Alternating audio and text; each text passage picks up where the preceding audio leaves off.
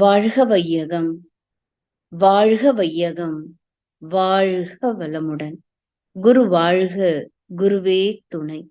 தியானமே யோகம், யோகமே ஞானம். தமிழ் ஆனந்த யோகம் வாழ்க வளமுடன். தமிழ் ஆனந்த யோகத்தின் இன்றைய சிறப்பு சிந்தனை துளி, எண்ணம் ஆராய்தல் எதற்காக? கர்ம வினைகளின் அளவு குறைய குறைய நல்ல எண்ணங்களின் எழுச்சி அதிகமாகும். இயல்பாகவே நல்ல எண்ணங்களின் அளவு உயர வேண்டுமானால் கர்ம வினைகளின் திணிவு அல்லது அளவு குறைந்து கொண்டே இருக்க வேண்டும். இயல்பாக கர்ம வினைகள் குறைய வேண்டும் என்ற ஒரு நிலை இருந்தாலும் அதனை மதியால் குறைப்பதற்கான முயற்சிகளும் வேண்டும். அதாவது ஆறாவது அறிவாக கொடுக்கப்பட்டுள்ள ஒன்றின் மூலமாக முயற்சி செய்வதே மதி எனப்படும். இதைத்தான் வள்ளுவம் தெய்வத்தால் ஆகாதெனினும் முயற்சி தன் மெய்வருத்த கூலி தரும் என்று கூறுகிறது. அந்த முயற்சிகளை செய்வதற்காகத்தான் ஆறாவது அறிவு கொடுக்கப்பட்டுள்ளது. அந்த முயற்சியைத்தான் எண்ணம் ஆராய்தலில் முழுமையாக செய்ய வேண்டும். நமது பயிற்சிகளும் முயற்சிகளும் சரியாக செய்யப்படும் பொழுது கர்ம வினைகளின் பதிவுகள் குறையத் தொடங்கும். எண்ணம் ஆராய்தலில் 2 நிகழ்வுகள் நடக்கும். ஒரு புறம் கெட்ட எண்ணங்களை செயல்படுத்தாமல் இருப்பது, நல்ல எண்ணங்களை செயல்படுத்துவது என்ற வகையில் சங்கல்பங்களை செய்து அதன்படி நிறைவேற்றுவது.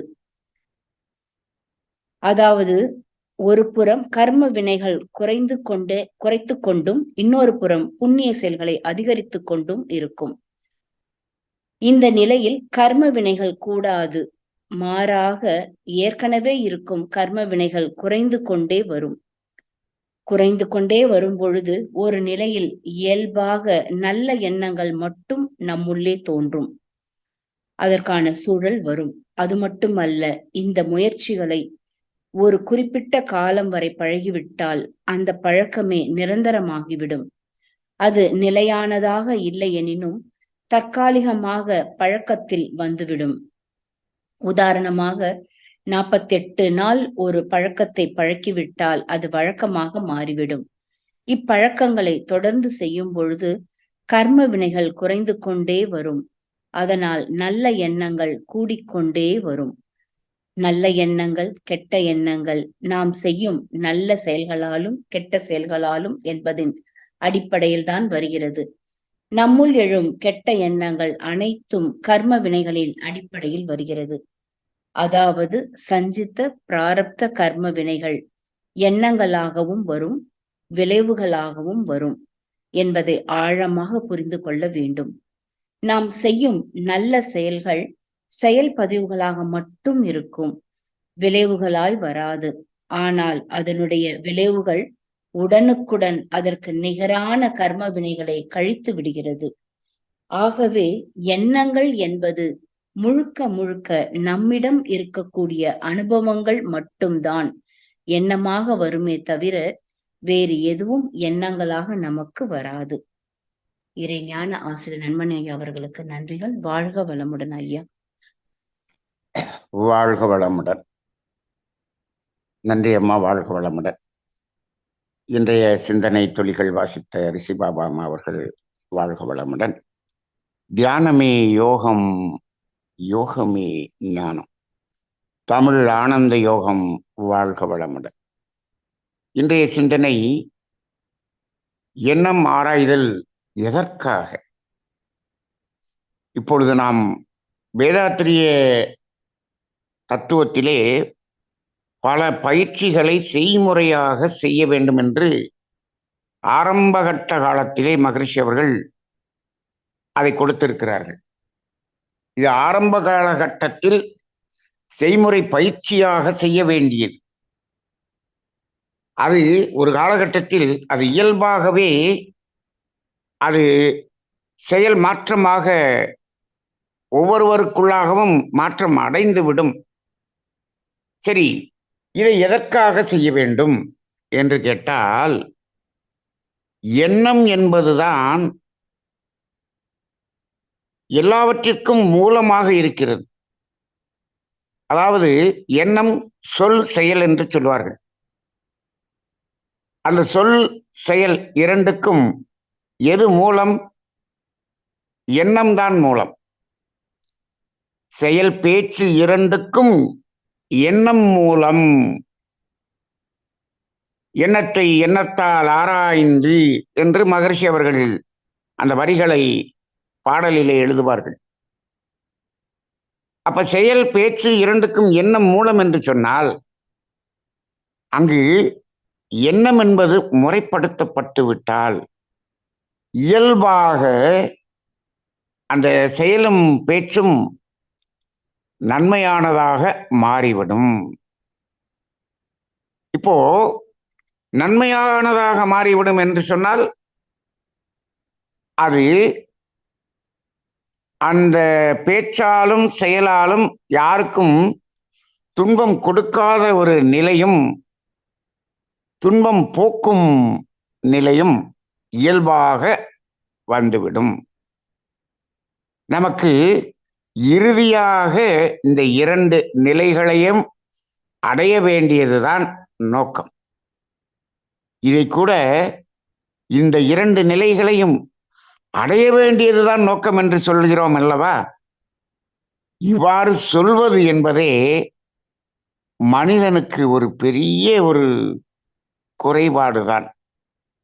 ஏனென்று சொன்னால், இந்த நிலையை அடையக்கூடியதா, அடைய வேண்டியதா என்று கேட்டால் இல்லை.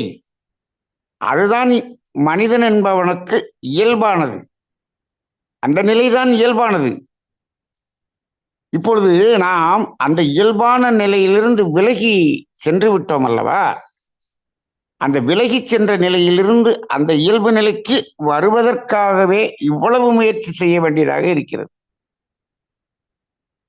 அந்த மனிதன் இயல்பாகவே இருந்திருந்தால் இவ்வளவு பயிற்சிகளும் இவ்வளவு முயற்சிகளும் தேவையில்லையே. இவ்வளவு மகான்கள் தோன்றி இருக்க வேண்டிய அவசியமும் இல்லையே. இதெல்லாம் ஏன் நடக்கிறது? எதற்காக இங்க மனிதர்கள் வாழும் பகுதியிலே மகான்கள் எதற்காக தோன்றினார்கள்? ஏன் இயற்கை இப்படி ஒரு நாடகத்தை நடத்துகிறது? நாம் இதையெல்லாம் நேற்றைய சிந்தனையிலே நாம் தமிழ் ஆனந்த யோகத்திலே விரிவாக பார்த்தோம். எதற்காக இறைநிலை மகான்களை தோற்றுவித்து சில ரகசியங்களை சொல்லி நமக்கு அதை அவர்கள் மூலமாக வெளிப்படுத்தியது என்று பார்த்தோம் அல்லவா? அப்ப நாம் இயல்பு நிலைக்கு வருவதற்குத்தான். அப்ப மனிதனுடைய இயல்பு நிலை என்ன? யாருக்கும் துன்பம் கொடுக்க வேண்டும் என்ற எண்ணமே இல்லாமல் இருப்பதுதான். அந்த எண்ணம் இல்லாமல் இருப்பது என்று இன்றைக்கு நாம் சொல்லுகிறோம். ஏன்? அந்த எண்ணம் இருக்கிறதுனால. துன்பம் கொடுக்கிறதுன்னா என்ன, அப்படின்னா என்ன அப்படின்னு ஒரு மனிதன் கேட்கிறான் என்று வைத்துக் கொள்ளுங்கள். அவனுக்கு துன்பம் என்பதே தெரியாது, துன்பம் கொடுக்கவும் தெரியாது. ஒன்று மட்டும் நிச்சயமாக புரிந்து கொள்ளுங்கள், துன்பம் கொடுக்கிறதுனா என்னன்னே தெரியாதுன்னு ஒரு மனிதன் இருக்கிறான் என்று வைத்துக் கொள்ளுங்கள். அவனது வாழ்க்கையில் அவனுக்கு துன்பம் வருமா? சிந்தித்து பாருங்கள். துன்பம் கொடுக்கிறதுனா என்னன்னே தெரியலன்னா அவனுக்கு துன்பமே வராது. அவன் என்ன கேட்பான்? அடுத்த கேள்வி என்ன கேட்பான் என்று சொன்னால், துன்பமா? துன்பம் என்றால் என்ன என்று கேட்பான். இந்த மனிதனுடைய வாழ்க்கையில் துன்பம் என்ற ஒன்று ஒரு வார்த்தையே இல்லாமல் இருந்திருக்க வேண்டும். இப்பொழுது ஏன் வாழ்க்கை முழுவதும் துன்பகரமாக இருக்கிறது என்று சிந்தித்து பார்த்தால், நாம் அடிக்கடி கூறுவதுண்டு, துன்பம் என்ற ஒன்றை மனிதன் மனிதனாக உருவாக்கிக் கொள்கிறான் என்று. அப்ப இது எங்க தொடங்கியது பாருங்கள். எங்கு அளவு முறை மீறியதோ அங்கு தொடங்கியது. அளவு முறை மீறும் போது துன்பம் உணர்வாகிறது. அளவு முறை மீறுவதற்காக துன்பத்தை கொடுக்கிறான். பாருங்க, இங்கதான் மனிதனுடைய அந்த இயற்கையில் இருந்து விலகிய இடம் இதுதான். அளவுமுறை மீறும் போது துன்பத்தை உணர்கிறான். சரி, அந்த அளவுமுறை மீறுவதற்காக துன்பத்தை கொடுக்கிறான். அதற்கு மீண்டும் துன்பம் என்பது விளைவாக வருகிறது. இப்பொழுது வாழ்க்கையே துன்பகரமான வாழ்க்கையாக இருக்கிறது. ஏன்? இப்பொழுது மனிதன், நாம் பார்க்கக்கூடிய மனிதர்களில் பெரும்பாலானோர் அளவுமுறை மீறுவதற்காகவே உழைக்கிறார்கள், அளவுமுறை மீறுவதற்காகவே படிக்கிறார்கள். வாழ்க்கையில் அவன் எல்கேஜியில் போய் சேர போறான ஒரு பையன், அந்த பையனுடைய நோக்கமே என்ன என்று பார்த்தால், வாழ்க்கையில் நான் அளவுமுறை மீறுவதற்காக படிக்க செல்கிறேன் என்று எல்கேஜியிலேயே அந்த நோக்கத்துல தான் போறான். அவன் அந்த நோக்கத்துல போனானோ இல்லையோ, அவனை அந்த பள்ளிக்கு அனுப்பிய பெற்றோர்கள் அந்த நோக்கத்தில் தான் அனுப்பினார்கள். எல்கேஜியில் சேர்க்கும் போதே இப்படி ஒரு நோக்கத்தில் அனுப்பிச்சிட்டு கடைசியில அவன் பெரிய அளவில் உயர்ந்த பிறகு அவன் உடலால் இவ்வளவு துன்பப்படுகிறானே, அவன் வாழ்க்கையில் இப்படி மன வாழ்க்கை இப்படி அமைந்து விட்டதே, இவ்வளவு துன்பமாக மாறிவிட்டது, இதுக்கெல்லாம் என்ன செய்கிறது அப்படின்னு தேடிக்கொண்டிருக்கிறார்கள். இவ்வளவையும் செய்துவிட்டு இப்பொழுது, ஐயா இவ்வளவு பிரச்சனை இருக்கிறது, இதற்கு என்ன செய்வது, இதற்கு என்ன செய்வது என்று எப்பொழுது கேட்கிறீர்கள்? 30 வருடம் கழித்து கேட்கிறீர்கள். மீண்டும் 30 வயதுக்கு முன்னால இருந்து ஆரம்பிக்கணும். 30 வருடமாக நாம் என்ன செய்தோம்? அளவுமுறை மீறுவதற்காக வேலை செய்தோம், அளவுமுறை மீறுவதற்காக செயல் செய்தோம், அளவுமுறை மீறுவதற்காக சொல் செய்தோம்.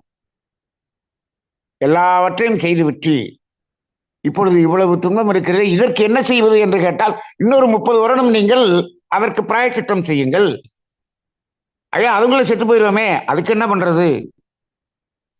அப்ப இந்த தத்துவம், இந்த என்ன மாறுதல் எதற்காக என்று ஒரு கேள்வி கேட்கிறோமே, எதற்காக? எங்கு விலகி துன்பத்தை நோக்கிய வாழ்க்கைக்கு சென்று விட்டவனும் மனிதன், அவன் அதிலிருந்து துன்பத்திலிருந்து விலகி இயல்பு நிலைக்கு வருவதற்காகத்தான் இந்த எண்ணமாராய்தல் பயிற்சி. அப்ப இது எங்கு தொடங்கி இருக்க வேண்டும், எங்கு கொடுத்திருக்க வேண்டும்? நீங்கள் ஆரம்ப கல்வி நிலையங்கள் என்று இருக்கிறது அல்லவா, அந்த கல்வி நிலையங்களிலே இதுதான் முக்கியமான பாடமாக இருக்க வேண்டும். அந்த எலிமெண்டரி எஜுகேஷன் சொல்றமே, 5ஆம் கிளாஸ் வரை, அங்கு அறம் என்பது முதல் பாடமாக இருக்க வேண்டும். இப்பொழுது நம்ம கல்வியிலே எது முதல் பாடமாக இருக்கிறது என்று பாருங்கள், லாங்குவேஜ் இருக்கும். இப்ப அந்த லாங்குவேஜ் அப்படிங்கிறது எதை சொல்லுகிறது? அந்த தமிழ் லாங்குவேஜ் நம்ம சொல்றோம், அந்த லாங்குவேஜில் என்ன சொல்லித்தரோம்? திருக்குறள் சொல்லித்தரோம், அகநானூறு சொல்லித்தரோம், புறநானூறு சொல்லித்தரோம், இதானே சொல்லித்தரோம். அங்க அறம் தானே சொல்லப்பட்டு இருக்கிறது. அப்ப அப்படிதான் வச்சிருக்கிறோம். ஆனால் இப்பொழுது நாம் என்ன செய்து விட்டோம்? அந்த லாங்குவேஜ் எல்லாம் நீங்க பாஸ் மார்க் எடுத்தா போதும், அந்த அறம் என்பதை ஒதுக்கிவிட்டு புறத்திற்கான பணம் ஈட்டுவதற்கான பாடத்தை மட்டும் படி. ஒழுங்கா கணக்கு படிச்சிட்டியா, கணக்குல நல்ல மார்க் எடுத்தியா, சயின்ஸ்ல நல்ல மார்க் எடுத்தியா, இதெல்லாம் நல்ல மார்க் எடுத்தா தான் நீ வாழ்க்கையில் வீணாக போக முடியும். அதுல நிறைய மார்க் எடுத்து நீ வாழ்க்கையில் துன்பத்துக்கான பாதைக்கு அப்போதுதான் நீ போக முடியும் என்று சொல்லி சொல்லி வளர்க்கிறார்கள்.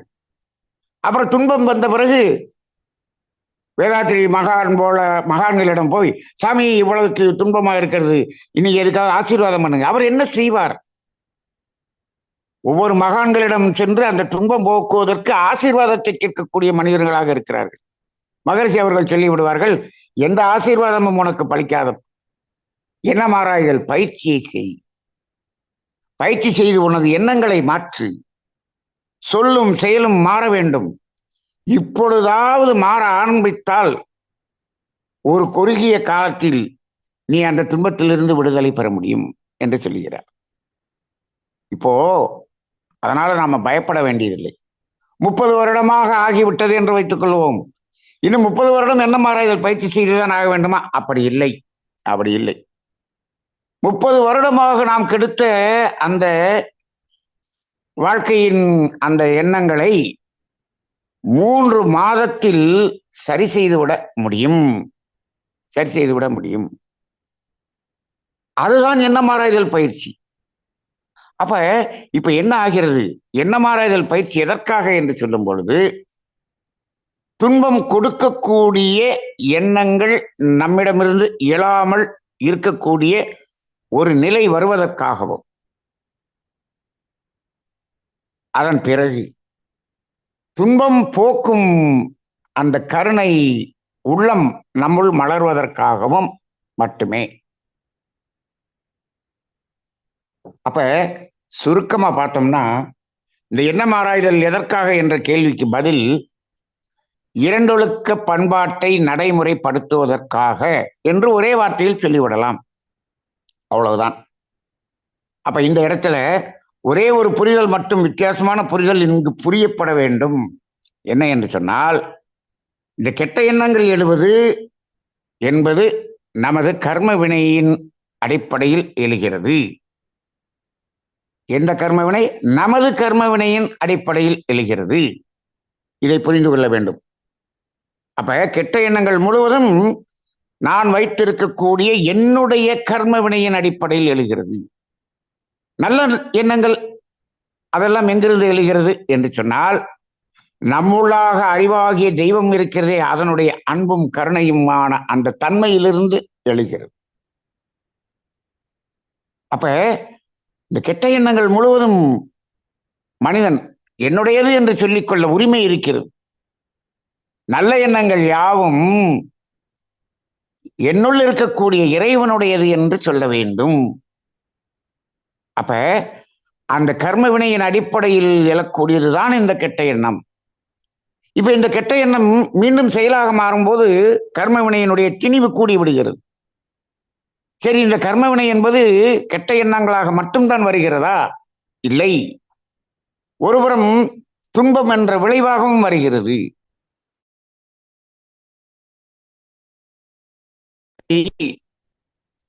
துன்பம் என்பதை உணர்வது என்பது ஒன்றாகவும், துன்பம் கொடுக்கும் எண்ணங்கள் தோன்றுகிறதே, இந்த இரண்டும் அந்த கர்மவினையின் அடிப்படையில் தான் நடக்கிறது. அப்ப பாருங்க,